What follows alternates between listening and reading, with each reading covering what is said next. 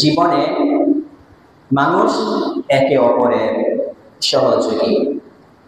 কোনো মুসলিম বা কোনো মানুষ যদি বিপদে পড়ে, তার পাশে অন্য মানুষ বা মুসলিম দাঁড়ানো, এটা মানবতার দাবি, শরীয়তের নির্দেশনা। আল্লাহ তাআলা সূরা মাইদা 2 নম্বর আয়াতে সেটা ইরশাদ করেছেন, ওয়া তাআওয়ানু আলাল বিররি ওয়াত তাকওয়া। তোমরা ভালো কাজে, সৎ কাজে, তাকওয়ার বিষয়ে তোমরা একে অপরকে সাহায্য করো, সহযোগিতা করো। ওয়ালা তাআওয়ানু আলাল ইসমি ওয়াল উদওয়ান। খারাপ কাজে, গুনাহের কাজে, সীমা লঙ্ঘনে তোমরা একে অপরকে সাহায্য সহযোগিতা করো না। এটা হচ্ছে আল্লাহ তাআলার নির্দেশনা। মানুষের উপকার না করলে আল্লাহ তাআলা নিয়ামত, সম্পদ উঠিয়ে নেন। দলিল কি? সহিহুত তারগীব ওয়াত তারহিবের 3992 নম্বর হাদিস। عن عبد الله بن عمر رضي الله تعالى عنهما قال قال رسول الله صلى الله عليه وسلم إن لله أقواما اختصهم الله بالنعم لمنافع العباد। আল্লাহ তাআলা এমন কিছু মানুষ আছে যাদেরকে সম্পদ দান করেছেন, যাদেরকে অর্থ টাকা দিয়েছেন, এই জন্য যেন তারা মানুষের কল্যাণে অর্থ ব্যয় করে, মানুষের উপকার করার জন্য মানুষের পাশে দাঁড়ায়। এই জন্য আল্লাহ তাআলা কিছু মানুষকে সম্পদ দিয়েছেন, টাকা পয়সা দিয়েছেন। ইউকিরুহুম ফিহা মা বাদালুহা। তারা যতদিন পর্যন্ত এই সম্পদ মানুষের কল্যাণে ব্যয় করবে, বিপদে মানুষের পাশে দাঁড়াবে, ততদিন পর্যন্ত সে নিয়ামত, অর্থ, সম্পদ তাদের মাঝে স্থায়ী থাকবে। ফাইদা মানাউহা নাসআহা মিনহুম ফাআওয়ালাহা ইলা গায়রিহি। যদি মানুষের উপকারে অর্থ ব্যয় না করে, মানুষের উপকারে মানুষের পাশে না দাঁড়ায়, তাহলে তাদের কাছ থেকে আল্লাহ তাআলা সেই সম্পদ, সেই অর্থ, সেই নিয়ামত ছিনিয়ে নেন, অপর মানুষকে দিয়ে দেন। এর দৃষ্টান্ত রয়েছে, বাস্তব দৃষ্টান্ত। সহিহুল বুখারী শরীফের হাদিস 3464 নম্বর হাদিস। আমরা অনেকেই গল্প আকারে এটা শুনেছি, শুনে বেলা হয়তো, আজকে এটা হাদিস থেকে শুনবো, বুখারী শরীফের হাদিস, বাস্তব দৃষ্টান্ত। عن أبي هريرة رضي الله تعالى عنه أنه سمع رسول الله صلى الله عليه وسلم يقول إن ثلاثة في بني إسرائيل أبرص وأقرع وأعمى। বনি ইসরাইলের যুগে তিনজন ব্যক্তি ছিল। একজন ব্যক্তি আবেরস, শ্বেতরোগী, চামড়া সাদা হয়ে গিয়েছে। আরেকজন হচ্ছে আকরা, মাথার চুল নেই, টাক বিশিষ্ট ব্যক্তি। আরেকজন ছিল আমা, অন্ধ, যার দৃষ্টিশক্তি নেই। আল্লাহ তাআলা ইচ্ছে হলো তাদেরকে পরীক্ষা করবেন, তাদের কাছ থেকে পরীক্ষা নেবেন। ফাবাআসা ইলাইহিম মালাকা। আল্লাহ তাআলা তাদের কাছে একজন ফেরেশতা পাঠালেন। ফাআতাল আবরাস। প্রথমে ফেরেশতা যে শ্বেতরোগী আছে তার কাছে আসলেন। ফাকাল আইয়ু শাইইন আহাব্বু ইলাইহি। ফেরেশতা ও শ্বেতরোগীকে এসে বললেন, কোন জিনিস তোমার পছন্দ? সে বলল, লাউনুন হাসানুন ওয়া জিলদুন হাসানুন ক্বাদ কাদিরানিন নাস। শ্বেতরোগী বলল, আমার কাছে সুন্দর রং, সুন্দর চামড়া পছন্দ, কেননা আমার শ্বেতরোগীর রোগের কারণে মানুষ আমাকে ঘৃণা করে। তখন ফেরেশতা তার শরীরে হাত মসে করে দিল, সাথে সাথে তার সুন্দর রং চলে আসলো, তার রোগ দূর হয়ে গেল। সুবহানাল্লাহ। এরপর ফেরেশতা তাকে জিজ্ঞাসা করলেন, আইয়ুল মালি আহাব্বু ইলাইহি। কোন সম্পদ তোমার খুব পছন্দ, তুমি ভালোবাসো? ক্বালা আল ইবিল। শ্বেতরোগী বলল, আমার কাছে উট এটা আমার কাছে পছন্দ, এটা আমি পছন্দ করি। فأعطي ناقة عشرا فقال يبارك لك فيها।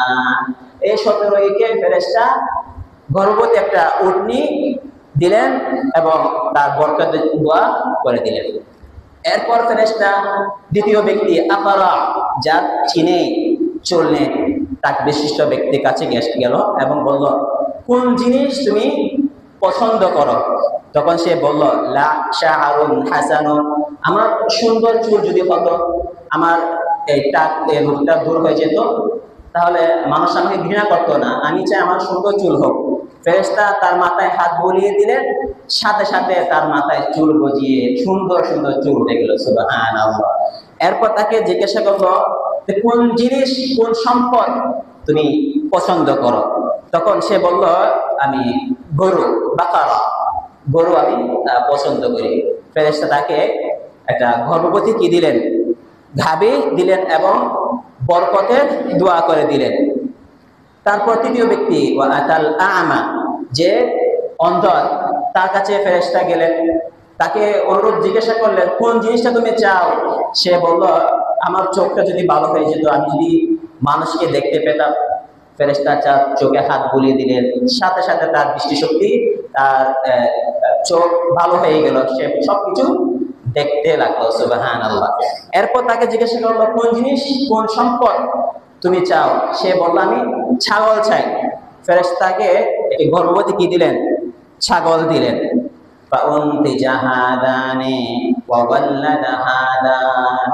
এরপর এই তিনজনের এই পশুরা অনেক বাচ্চা দিল।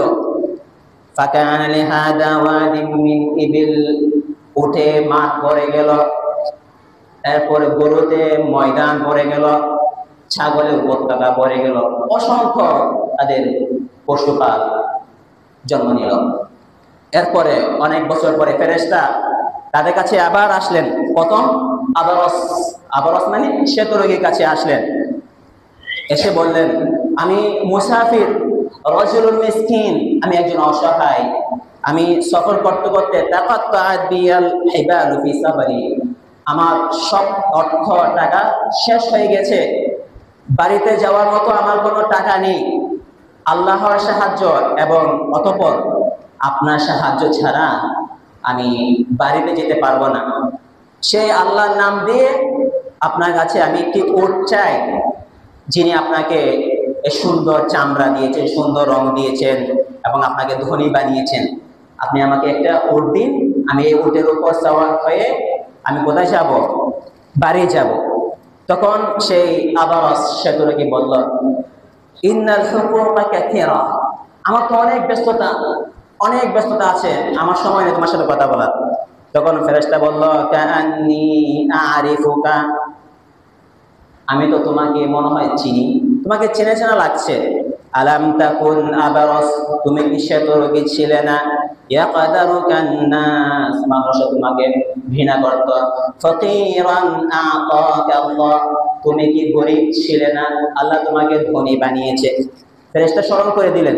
তারপরে সে বলল, ইন্নামা ওয়ারিসতু হাদাল মালা কাবিরান আন কাবিরিন, প্রশ্নই আসে না, আমি ওটগুলোর মালিক হয়েছি বংশ পরম্পরায়, উত্তরাধিকার সূত্রে আমি এইগুলোর মালিক হয়েছি, আমি বংশসূত্রে ধনী।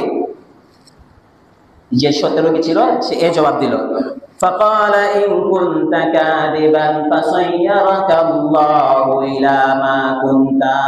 তখন ফেরেশতা বললেন, মুসাফিরের বেশি যে ফেরেশতা আসলেন, তিনি বললেন, তুমি যদি মিথ্যাবাদী হয়ে থাকো, তাহলে পূর্বে যেমন ছিলে আল্লাহ তোমাকে তেমন করে দেয়। তাকে বদদুয়া দিয়ে দিলেন। এরপরে ফেরেশতা কার কাছে গেলেন? ওর টাক বিশিষ্ট আকরা, টাকওয়ালার কাছে আবার গেলেন। গিয়ে কি রকম তাকে বললেন যে, আমি এই মুসাফির, আমার সব টাকা শেষ হয়ে গেছে, বাড়িতে যাওয়ার মতো আমার কোনো টাকা নেই, আমার কোনো সম্বল নেই, আপনি আমাকে একটা গরু দিন, এই গরু বিক্রি করে আমি আমার বাড়িতে ফিরে যাব। সেও একই কথা বলল শ্বেতরোগীর মতো, আমার অনেক ব্যস্ততা আছে, অনেক দায়িত্ব আছে, আমি দিতে পারবো না। ফেরেশতা আবার তাকে স্মরণ করে দিল যে, আপনি কি টাক বিশিষ্ট ছিলেন না? আপনি তো ফকির ছিলেন, আল্লাহ আপনাকে গরু দিয়েছেন, ধনী বানিয়েছেন। তো সেও বলল কিনা আমি উত্তরাধিকার সূত্রে সম্পদের মালিক হয়েছি। তখন ফেরেশতাও তাকে বলল, ইন কুনতা কাযিবান ফাসাইয়ারাকাল্লাহু ইলা মা কুনতা। ও গরুর মালিক, তুমি যদি মিথ্যাবাদী হয়ে থাকো তাহলে পূর্বে যেমন ছিলে তেমন হয়ে যাবে। এরপরে ফেরেশতা তৃতীয় ব্যক্তি আমা, যে অন্ধ ছিল, তার কাছে গেলেন, তাকেও একইভাবে বললেন যে আমি মুসাফির, আমার সব সম্পদ টাকা শেষ হয়ে গেছে, তুমি যে আমাকে একটা ছাগল দাও, তাহলে আমি এর উপর বিক্রি করে আমি আমার বাড়ি ফিরে যেতে পারবো। তখন সেই অন্ধ ব্যক্তি বলল, قد كنت أعمى فرد الله إلي بصري। ও মুসাফির, তুমি সত্য বলেছো, আমি অন্ধ ছিলাম, আল্লাহ আমাকে দৃষ্টিশক্তি দিয়েছেন। আমি ফকির ছিলাম, আল্লাহ আমাকে ধনী বানিয়েছেন। ফাখুদ মা শি'তা ওয়া দা' মা শি'তা। আপনার যা ইচ্ছা তা নিয়ে নেন, যা ইচ্ছা তা রেখে যান। আল্লাহ কসম করে বলছি, আপনি যা নিবেন অধিকাংশ যদি নিয়ে যান, আমি আপনাকে বাধা দিব না। সুবহানাল্লাহ। তখন ফেরেশতা বললেন, আমসিক মালাক ফা ইন্নামা উবতিলুকুম ফাকাদ রাদিয়াল্লাহু আনকা ওয়া সাখাইতা আলা সাহিবাইন। না না, তোমার সম্পদ, তোমার এই ছাগল পাল তোমার কাছে রাখো। আল্লাহ তাআলা ইচ্ছা হয়েছিল তোমাদেরকে পরীক্ষা করার, আল্লাহ তাআলা পরীক্ষা করেছেন, তুমি পাস করেছ, তুমি সফল, তোমার মাঝে আল্লাহ তাআলা বরকত দান করুক। আর তোমার যে সাথী দুজন ছিল তারা ফেল করেছে পরীক্ষায়, তারা আগের মতো হয়ে গেছে, তাদের সম্পদ, তাদের উট, তাদের গরু সব শেষ হয়ে গেছে, তারা আগের মতো রোগী হয়ে গিয়েছে। নাউযুবিল্লাহি মিন যালিক। তাহলে দেখুন, এখানে দুইটা বিষয় হাদিসের মধ্যে। আপনি যদি মানুষের উপকারে আপনার সম্পদ বা অর্থ ব্যয় না করেন, হয়তো আপনার এই সম্পদ চলে যাওয়া আশঙ্কা রয়েছে, চলতে পারে। আর একটা বিষয় হচ্ছে, ফেরেশতা বল, ইন কুনতা কাযিবান, তুমি যদি মিথ্যাবাদী হও, তাহলে মিথ্যা বললেও মানুষের সম্পদ উপর আঘাত আসে। মিথ্যা বললে মানুষের সম্পদ নষ্ট হয়ে যায়, কমে যায়, এজন্য মিথ্যা বলাও যাবে না। সম্মানিত হাজিরিন, সুনির্ধারিত মাধ্যমে মানুষের যদি উপকার করে, তাহলে আল্লাহ তাআলা তার প্রয়োজন পূরণ করেন, তার কিয়ামতের ময়দানে দুষ্কৃতি গোপন রাখবেন এবং তার বিপদ আপদ দূর করবেন। দলিল কি? সহিহুল বুখারী 2442 নম্বর হাদিস। আন্না রাসূলুল্লাহ সাল্লাল্লাহু আলাইহি ওয়াসাল্লাম قال المسلم اخو المسلم, এক মুসলমান অপর মুসলমানের ভাই, লা ইয়াযলিমুহু ওয়া লা ইসলিমুহু, এক মুসলমান অপর মুসলমানকে জুলুম করতে পারে না, নির্যাতন করতে পারে না, বিপদে ঠেলে দিতে পারে না, জালেমকে লেলিয়ে দিতে পারে না। অনেকে আছে চক্ষু লজ্জায় মানুষের উপর জুলুম করে না, কিন্তু বদমেজাজি মানুষকে তার পিছনে লেলিয়ে দেয়, জালেমকে তার কাছে সুপর্দ করে দেয়। এটাও একজন মুসলমান কখনো করতে পারে না। ওয়ামান কানা ফি হাজাতি আখিহি কানা আল্লাহু ফি হাজাতিহি। আপনি যদি কোন একজন মানুষের প্রয়োজন পূরণ করেন, তাহলে আল্লাহ তাআলাও আপনার প্রয়োজন পূরণ করবে। প্রয়োজন পূরণ করার মাধ্যমে যে উপকার করেন, তার আল্লাহ তাআলা আপনার প্রয়োজন পূরণ করবেন। ওয়ামান ফাররাজা আন মুসলিমিন কুরবাতান ফাররাজাল্লাহু আনহু কুরবাতান মিন কুরবাতি ইয়াউমিল কিয়ামাহ। আপনি যদি কোন একজন মুসলমানের বিপদ কষ্ট দূর করেন, আল্লাহ তাআলা কিয়ামতের ময়দানে আপনার বিপদ কষ্ট দূর করবেন। সুবহানাল্লাহ। ওয়ামান সাতারা মুসলিমান সাতারাহুল্লাহু ইয়াউমাল কিয়ামাহ। আপনি যদি কোন মুসলমানের দোষ ত্রুটি গোপন রাখেন, আল্লাহ তাআলাও কিয়ামতের ময়দানে আপনার দোষ ত্রুটি গোপন রাখবেন। সুবহানাল্লাহ। দৃষ্টান্ত কি? সহিহুল বুখারী 2441 নম্বর হাদিস। ইন্নাল্লাহা ইউদনিল মুমিনা ফায়াদউ আলাইহি কানাফাহু ওয়া ইয়াসতুরুহু। কিয়ামতের ময়দানে আল্লাহ তাআলা অনেক মুমিন মুসলমানের বিচার করবেন গোপনে, আড়ালে, মানে মানুষের সামনে নয়, একদম কাছে দেখে, কেউ যেন না দেখে, এভাবে গোপন করবেন, বিচার করবেন।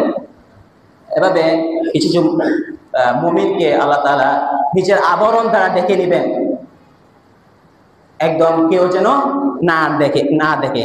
ফায়াকুলু আতারিফু যানবা কাদা, আতারিফু যানবা কাদা। মুমিন ব্যক্তিকে আল্লাহ তাআলা বলবেন, তুমি কি ওই গুনার কথা স্মরণ করতে পারো? ওই গুনাহ যে তুমি করেছিলে তা কি মনে পড়ে? তাকে কাছে দেখে গুনার কথা জবানবন্দি নিবেন, তার থেকে স্বীকারোক্তি নিবেন। তখন সে বলবে, নাম আই রব্বি, হ্যাঁ আমার তো মনে পড়ছে, আমি বাস্তবে ওই গুনাহগুলো করেছিলাম। হাত্তা ইদা কাররাহু বিযুনুবিহি ওয়া রাআ ফি নাফসিহি আন্নাহু হালাকা। আল্লাহ তাআলা যখন তার থেকে জবানবন্দি নিয়ে নেবেন, সে যখন তার সব গুনাহের স্বীকার করবে, তখন সে মনে মনে ভাববে, ভাই আমি তো এখন ধ্বংস, আমার তো এখন জাহান্নাম অনিবার্য, জাহান্নামে যেতে হবে। তখন আল্লাহ তাআলা তাকে ডাক দিয়ে বলবেন, সাতারতুহা আলাইকা ফিদ দুনিয়া ওয়া আনা আগফিরুহা লাকাল ইয়াউম। ও আমার বান্দা, দুনিয়াতে তোমার গুনাহগুলো, তোমার দোষগুলো আমি গোপনে রেখেছিলাম, আজ কিয়ামতের ময়দানেও তোমার দোষগুলো গোপন রাখলাম। সুবহানাল্লাহ। ওয়া আনা আগফিরুহা, এবং তোমার সমস্ত গুনাহ ক্ষমা করে দিলাম। ফায়ুতা কিতাবা হাসানাতিহি, শুধু তাই নয়, তাকে নেক আমলে ভর্তি একটি কিতাব, একটি আমলনামা তাকে দেওয়া হবে। সুবহানাল্লাহ। তার দোষ গুনাহ তো আল্লাহ লুকিয়ে রাখবেন, প্রকাশ করবেন না কিয়ামতের ময়দানে, ক্ষমা করে দিবেন, এবং পুরস্কার স্বরূপ নেক আমলে ভর্তি একটি আমলনামা তাকে দেওয়া হবে। এটা কেন? যে মানুষের দুষ্টুটি পৃথিবীতে গোপন রেখেছিল, মানুষের উপকার করেছিল, আল্লাহ তাআলাও কিয়ামতের ময়দানে তার এই বিপদ কষ্ট দূর করবেন, তার দুষ্টুটি গোপন রাখবেন। সম্মানিত হাজিরিন, আপনার অধীনে যারা কাজ করে বা আপনার পরিচালিত প্রতিষ্ঠানে যারা কাজ করে, তাদের উপকার যদি আপনি না করেন, তাহলে হয়তো আপনার ধন সম্পদও চলে যেতে পারে। দলিল কি? সহিহ তারগীব ওয়া তারহিব 2658 নম্বর হাদিস। عن عبد الله بن عباس رضي الله تعالى عنهما قال قال رسول الله صلى الله عليه وسلم ما من عبد أنعم الله عليه نعمة فأسبغها عليه। আল্লাহ তাআলা অনেক বান্দাকে পরিপূর্ণ নিয়ামত দিয়েছে, সম্পদ দিয়েছেন। তুম্মা জাআলা মিন হাওয়াইজিন নাসি ইলাইহি ফাতাবাররামা, তার অধীনে অনেক মানুষ কাজ করে, কোন প্রয়োজনের কথা তাকে বললে সে যদি অসন্তুষ্ট হয়, ফাকাদ গরিদাত তিলকা জাওয়ালিন নিআমা, তাহলে হয়তো এই সম্পদ তার থেকে চলে যেতে পারে। আপনার অধীনে যারা কাজ করে, আপনি বেতন দেন, কোনো মতে তার সংসার চলে, সে হঠাৎ বিপদে পড়েছে, তার স্ত্রী সন্তান বা কেউ মেডিকেল ভর্তি হয়েছে, আপনার কাছে অগ্রিম কিছু টাকা চেয়েছে, আপনি বিরক্ত হয়ে গেলেন, এর কারণে হয়তো আপনার সম্পদ চলেও যেতে পারে। দৃষ্টান্ত কি? তাফসীর ইবনে কাসির, তাফসীর তাবারি, সূরা কালামের 17 থেকে 33 নম্বর আয়াতে এর একটা দৃষ্টান্ত রয়েছে। ইয়ামেন দেশে একজন সৎ মানুষ ছিল, আমি সংক্ষেপে বলছি। তার একটা বড় বাগান ছিল, অনেক ফলাদি ফসল সেখানে হতো। তার একটা ভালো একটা নীতি ছিল, এই বাগানের ফলগুলো 3 ভাগ করতেন। 1 ভাগ তার পরিবারের 1 বছরের জন্য রেখে দিতেন, এবং 1 ভাগ ফকির মিসকিন যারা আসতো তাদেরকে দিতেন, এবং আরেক ভাগ পরবর্তী বছরের ফসল উৎপাদনের জন্য রেখে দিতেন। তিনি যখন মারা যান, তখন তার সন্তানরা নিয়ম বহির্ভূত কাজ করলেন। তারা বলল, আমার বাবা বোকা ছিল, 1 ভাগ মিসকিনদেরকে ফকিরদেরকে দিয়ে দিত, আমরা কিন্তু সেটা দিব না, সব ফসল আমাদের বাড়িতে আমরা নিয়ে আসব। ফসলের যখন কাটার সময় হলো, তারা রাতে পরিকল্পনা করলো যে আমরা গোপনে সকাল সকাল একদম ভোরবেলায় ফসল কাটতে চলে যাব, যেন ফকিররা না দেখে। ঘুম থেকে ওঠার আগে আমরা সমস্ত ফসল ঘরে নিয়ে চলে আসব। এই ধরনের তারা কি করলো, চিন্তা ভাবনা করলো। আল্লাহ তাআলা সূরা কলামের মধ্যে সেটা ইরশাদ করেছেন, আল্লা ইয়াদখুলান্নাহাল ইয়াওমা আলাইকুম মিসকিন। তারা বলেছিল আমরা সমস্ত সম্পদ নিয়ে আসব, মিসকিনরা ফকিররা যেন টের না পায়। আল্লাহ তাআলা তাদের এই পরিকল্পনা পছন্দ করলেন না, ভালো লাগেনি। আল্লাহ তাআলা রাতে কি করলেন, একটা বিপদ সেই বাগানের মধ্যে পাঠিয়ে দিলেন, অর্থাৎ আগুন পাঠিয়ে দিলেন। সে আগুন পুরা বাগানকে পুড়িয়ে দিল, একদম কালো ছাই করে দিল, কালো বর্ণ ধারণ করলো। আল্লাহু আকবার। আল্লাহ তাআলা সেটা ইরশাদ করেছেন, ফাতাফা আলাইহা তাইফুম মির রাব্বিকা ওয়া হুম নাইমুন। তারা পরিকল্পনা করে ঘুমিয়েছিল, ওই সময় রাতের মধ্যে আল্লাহ তাআলা সেই তাদের বাগানে আগুন পাঠিয়ে দিলেন। সেই আগুন তাদের বাগানকে একদম পুরে ছাই করে দিল। সে বাগান কালো বর্ণ ধারণ করলো। সকাল যখন হলো, তারা তো এটা খবর পায়নি। তারা দৃঢ় সংকল্প করলো, আজকে সকাল সকাল আমরা যাচ্ছি, সবকিছু আমরা ঘরে নিয়ে আসবো। ফালাম্মা রাউহা ক্বালু ইন্না লাদাল্লুন। সকালে তারা হাঁটতে হাঁটতে যখন বাগানে গেলেন, বাগান দেখলেন যে একদম কালো বর্ণ ধারণ করেছে, পুরে ছাই। তারা বলল, এটা মনে হয় আমাদের বাগান না, আমরা মনে হয় ভুল পথে এসেছি, এটা আমাদের বাগান হতে পারে না। তোমরা না ধরো চাইদা। এবং তারা যখন খুব গবেষণা করলো, চিন্তা ভাবনা করলো, না বাস্তবে তো এটা আমাদেরই বাগান। আমরা তো বঞ্চিত। আমরা যে নিয়ত করেছিলাম, পরিকল্পনা করেছিলাম ফকির মিসকিনদেরকে বঞ্চিত করব, তাদেরকে এক ভাগ দিব না, সেটার কারণে আল্লাহ তাআলা আমাদের বাগানকে কি করে দিলেন, পুড়িয়ে দিলেন। আল্লাহু আকবার। এজন্য সম্মানিত হাজিরিন, নিয়তকে সবসময় ভালো রাখতে হবে, মানুষের কল্যাণে নিয়ত রাখতে হবে, মানুষের উপকারে, মানব সেবার এই বিষয়টা নিজেদের মধ্যে ধারণ করতে হবে, তাহলে বরকত আসবে ইনশাআল্লাহ। সম্মানিত হাজিরিন, উপকার করলে আল্লাহর সাহায্য পাওয়া যায়। সহিহ মুসলিম শরীফ হাদিস 2699 নম্বর হাদিস। নবী সাল্লাল্লাহু আলাইহি ওয়াসাল্লাম বলেছেন, আল্লাহু ফি আউনিল আবদি মা কানাল আবদু ফি আউনি আখিহি। বান্দা যতক্ষণ পর্যন্ত অপর মুসলমানের সাহায্য করে, উপকার করে, আল্লাহ তাআলা তার সাহায্য করেন। সুবহানাল্লাহ। দৃষ্টান্ত কি, ঘটনা কি? সূরা কাসাস 21 থেকে 28 নম্বর আয়াতে এক দৃষ্টান্ত রয়েছে। তাফসীর তাবারি, তাফসীর বাহবীতে সেই ঘটনাটি বর্ণিত আছে।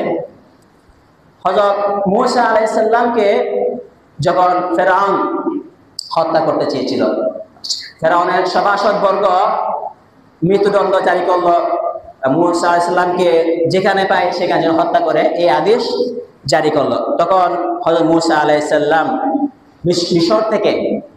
মিশর ত্যাগ করে রাতে হাঁটতে হাঁটতে বেরিয়ে গেলেন। আল্লাহ তাআলা সেটা সূরা কাসাসের মধ্যে ইরশাদ করেছেন, ফাখারাজা মিনহা খাইফান ইয়াতারাক্কাবু ক্বালা রাব্বি নাজ্জিনি মিনাল কওমিজ জালিমিন। হযরত মূসা আলাইহিস সালাম রাতের অন্ধকারে মিশর থেকে বের হয়ে গেলেন এবং আল্লাহকে বললেন, হে আল্লাহ, আমাকে জালেম সম্প্রদায় থেকে রক্ষা করুন। তিনি কোন দিকে গেলেন? ওয়ালাম্মা তাওয়াজ্জাহা তিলকা মাদিয়ানা ক্বালা আসা রাব্বি আন ইয়াহদিয়ানি সাওয়াআস সাবিল। মিশর থেকে মূসা আলাইহিস সালাম মাদিয়ানের দিকে রওনা করলেন। মাদিয়ান বর্তমানে যে সৌদি আরব তাবুক রয়েছে, তাবুক অঞ্চলের দিকে। এবং তিনি এই দোয়া করলেন, আসা রাব্বি আন ইয়াহদিয়ানি সাওয়াআস সাবিল। আশা করি আল্লাহ তাআলা আমাকে সঠিক পথ দেখাবেন। আপনি যদি হারিয়ে যান, পথ হারিয়ে যান বা বিপদ রাস্তার মধ্যে আপনাকে বিপদে গ্রাস করে, আপনি এই আয়াতটি পড়তে পারেন, আসা রাব্বি আন ইয়াহদিয়ানি সাওয়াআস সাবিল। এরপরে হযরত মূসা আলাইহিস সালাম মাদিয়ানে পৌঁছলেন। সেটা আল্লাহ তাআলা ইরশাদ করেছেন, ওয়ালাম্মা ওয়ারাদা মাআ মাদিয়ানা ওয়াজাদা আলাইহি উম্মাতাম মিনান নাসি ইয়াসকুন। হযরত মূসা আলাইহিস সালাম মাদিয়ানে পৌঁছলেন, একটি কূপের কাছে গেলেন, দেখলেন যে সেখানে অনেকগুলো মানুষ রাখাল্লা তাদের পশুদেরকে পানি পান করাচ্ছে। ওয়াজাদা মিন দুনিহিম ইমরাতাইনি তাকুদান, অল্প কিছু দূরে দুজন মহিলা দাঁড়িয়ে আছে তাদের পশুদেরকে আগলে রেখে। এটা থেকে কিছু মানুষ রাখালরা তাদের পশুদেরকে পানি পান করাচ্ছে, আর দুজন মহিলা লাজুক অবস্থায় একটু দূরে আড়ালে তাদের পশুদেরকে আগলে রাখছে, মানে পানি পানি পান করাতে দিচ্ছে না, পশুদেরকে ধরে রাখছে। ক্বালা মা খাতুবুকুমা, হযরত মূসা আলাইহিস সালাম মহিলা দুইজনের কাছে গেলেন, বললেন ব্যাপার কি, তোমরা এখানে দাঁড়িয়ে আছো কেন? ক্বালা তালা নাসকি হাত্তা ইউসদিরার রিআউ ওয়া আবুনা শাইখুন কাবীর। মহিলা দুজন বলল, আমার বাবা বৃদ্ধ, কোনো পুরুষ নাই, আমরা মহিলা দুজন আছি, রাখালরা তাদের পশুদেরকে পানি পান করিয়ে যখন চলে যাবে তখন আমরা পানি পান করাতে পারি আমাদের পশুদেরকে, এর আগে আমরা পারি না। তখন মূসা আলাইহিস সালামের মাঝে উপকারের ইচ্ছে জেগে উঠল, মানবতা জেগে উঠল। তিনি কি করলেন? ফাসাকালাহুমা, তাদের উভয়ের পশুদেরকে উট থেকে পানি পান করালেন। তুম্মা তাওয়াল্লা ইলা দিল্লি, এরপর তিনি পানি পান করিয়ে ক্লান্ত শরীর আবার গাছের ছায়ায় তিনি চলে আসলেন, আশ্রয় নিলেন। এরপরে তিনি এই দোয়া বললেন, রব্বি ইন্নী লিমা আনজালতা ইলাইয়া মিন খাইরিন ফাকির, হে আমার রব, আপনি আমার কাছে যে কল্যাণ নাযিল করবেন সেটার প্রতি আমি মুহতাজ। মূসা আলাইহিস সালাম তাদের উপকার করার পরে গাছের ছায়া আশ্রয় নিয়ে এই দোয়াটি পড়লেন। বিপদে পড়লে এই দোয়াটি পড়া উত্তম, আল্লাহ তাআলা কল্যাণ সাহায্য চলে আসে। এই মহিলা দুজন তাদের বাবার কাছে দ্রুত চলে গেল। বাবা হযরত শুআয়ব আলাইহিস সালাম, বাবাকে শুআয়ব আলাইহিস সালাম তিনিও নবী, মূসা আলাইহিস সালামের সাথে সর্বসাধারণ কি তখনও পরিচয় হয় নাই। বাবা আশ্চর্য হলেন, কি তোমরা আজকে তো তাড়াতাড়ি কেন চলে আসলে? তখন ওই মহিলা দুজন বললেন, মেয়ে দুজন বললেন যে একজন যুবক পুরুষ আমাদেরকে সাহায্য করলেন, উপকার করলেন, তিনি আমাদের পশুদেরকে পানি পান করে দিলেন। তখন হযরত শুআয়ব আলাইহিস সালাম বললেন, একজন মহিলাকে, একজন মেয়েকে পাঠালেন, তুমি যাও তাকে নিয়ে আসো। ফাজাতু ইহদাহুমা তামশি আলা ইসতিহইয়া, একজন মহিলা মূসা আলাইহিস সালামের কাছে লাজুক অবস্থায় আসলেন। ক্বালাত ইন্না বি ইয়াদউকা লিয়াজজিয়াকা আজরা মা সাকাইতা লানা, এসে বললেন, আপনাকে আমার পিতা ডাকছেন, আপনি আমাদেরকে পানি পান করিয়েছেন, আপনাকে জাযা পুরস্কার দিবে, পারিশ্রমিক দিয়ে দিবে। فلما جاء وقص عليه القصص قال لا تخف نجوت من القوم الظالمين। মূসা আলাইহিস সালাম হযরত শুআয়ব আলাইহিস সালামের কাছে আসলেন, ওই মহিলার বাবার কাছে আসলেন, এসে ঘটনা খুলে বললেন, ফেরাউনের মৃত্যুদণ্ড যে জারি করেছে এই জন্য তিনি চলে আসলেন। হযরত শুআয়ব আলাইহিস সালাম সাহস দিলেন, কোনো ভয় নেই, এখানে আপনি নিরাপদে থাকতে পারেন, এবং আমি আমার দুই কন্যা একজনকে আপনার কাছে আমি বিবাহ দিলাম। সুবহানাল্লাহ। তাহলে দেখুন, তিনি একটা উপকার করলেন, যে পানি পান করিয়েছেন, একটা উপকার করলেন, এই উপকারের কারণে আল্লাহ তাআলা সাহায্য করলেন, আশ্রয় দিলেন, পরিবার দিলেন, এবং ফেরাউনের অত্যাচার জুলুম থেকে আল্লাহ তাআলা বাঁচালেন। সুবহানাল্লাহ। এজন্য আমরা যদি অন্যের উপকার করি, ইনশাআল্লাহ আল্লাহ তাআলা আমাদেরকে সব দিক দিয়ে সাহায্য করবেন। আল্লাহ তাআলা আমাদেরকে মানুষের উপকার করার তৌফিক দান করুন। ওয়া আখিরু দাওয়ানা আলহামদুলিল্লাহি রাব্বিল আলামিন।